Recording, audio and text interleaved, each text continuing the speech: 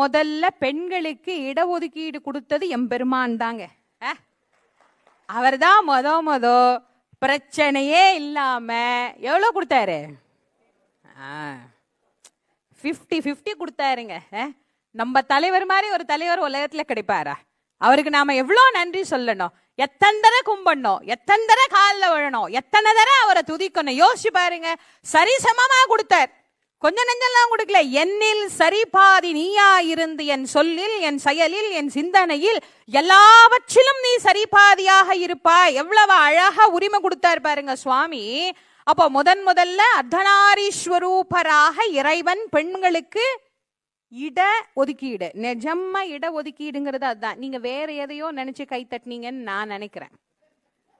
நான் சொல்றது இடது பக்கத்தை ஒதுக்கி கொடுத்ததனால் அதற்கு பேரு, அப்ப பேர் சரியா தானே இருக்கு. சுவாமி